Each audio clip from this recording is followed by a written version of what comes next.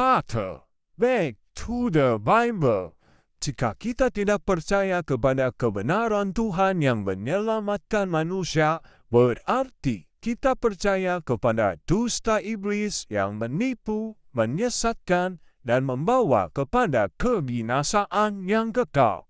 Penebusan dosa. Yesus telah mati menebus semua dosa-dosa manusia.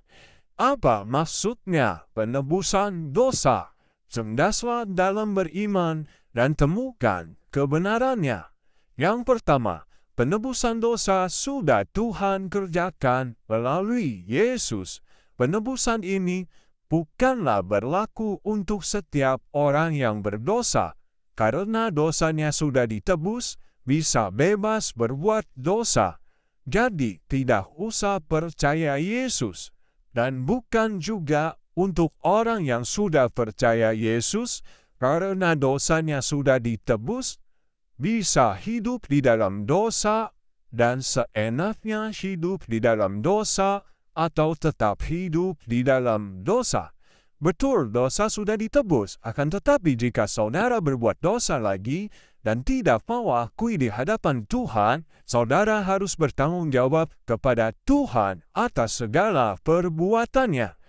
Yang kedua, penebusan ini adalah karya agung Tuhan, karya terbesar. Dan ini adalah solusi, jalan yang Tuhan berikan supaya manusia bisa selamat dan mendapatkan pengampunan dari Tuhan. Efesus 1 ayat ke-7.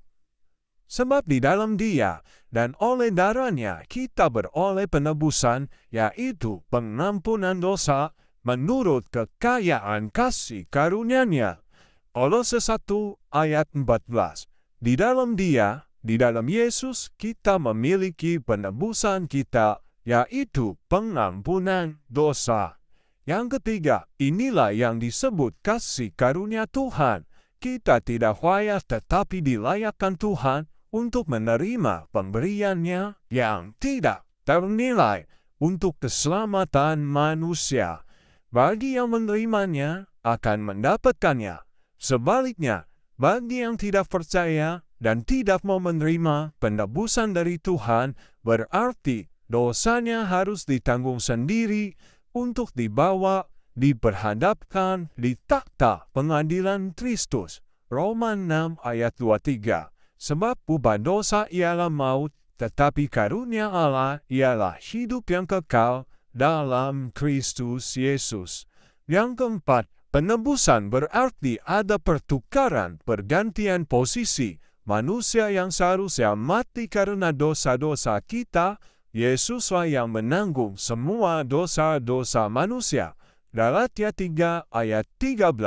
Kristus telah menebus kita dari kutuk hukum Taurat dengan jalan menjadi kutuk karena kita. Sebab ada tertulis, terkutuklah orang yang digantung pada kayu salib. Saudara kita seringkali memfitnah dan menuduh yang tidak benar. Paulus mengutuk Yesus. Yesus manusia terkutuk. Manusia terkutuk ialah manusia yang tidak setia kepada hukum Taurat. Galatia 3 ayat yang ke-10. Ayat di atas dijelaskan. Ya, orang yang mati terkutuk adalah orang yang pemberontak, penjahat, pendosa. Ya, orang yang berbuat dosa, dan mereka yang dikutuk Allah matinya harus disalibkan. Yesus menjadi kutuk. Dia menggantikan posisi manusia. Manusia terkutuk beda dengan orang yang menjadi kutuk. Ya, ini karena penebusan.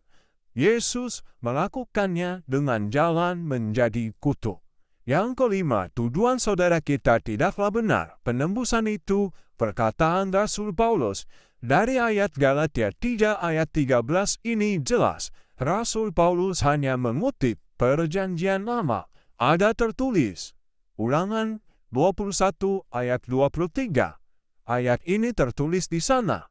Jadi, penebusan itu adalah karya Tuhan dan sudah ada dijanjikan di dalam Perjanjian Lama ataupun sudah dinubuatkan oleh Tuhan. Yang keenam, dalam Perjanjian Lama setiap orang yang berdosa harus ditebus dengan korban darah binatang, dan dosanya ditanggung masing-masing. Tetapi dalam Perjanjian Baru, Yesus menggenapi tuntutan hukum Taurat yang manusia tidak dapat melakukannya, mempersembahkan korban yang sempurna, darahnya yang mahal, tidak bercacat celah. Apakah bertentangan? Tentu tidak. Setiap dosa memang manusia yang harus bertanggung jawab. Bedanya setiap orang yang percaya penebusan Yesus dan mengakui segala dosanya sudah mendapatkan pengampunan dari Tuhan. Tetapi jika ia berbuat dosa lagi, itu tanggung jawab dirinya sendiri kepada Tuhan jika ia tidak mau mengakuinya. Yang ketujuh, dosa tetap harus diakui. Dan hanya kepada Yesuslah kita mendapat pengampunan dari Tuhan, karena Dialah pendamaian bagi dosa-dosa kita. 1 Yohanes 4 ayat yang ke-10. Inilah kasih itu, bukan kita yang telah mengasihi Allah, tetapi Allah yang telah mengasihi kita, dan yang telah mengutus anaknya sebagai pendamaian bagi dosa-dosa kita. Back to the Bible. Kembalilah kepada jalan yang benar. Yesus mengasihimu. Tuhan memberkati. Terimalah penebusan dari Tuhan dan percayalah di dalam Dia ada pengampunan dosa. Amin.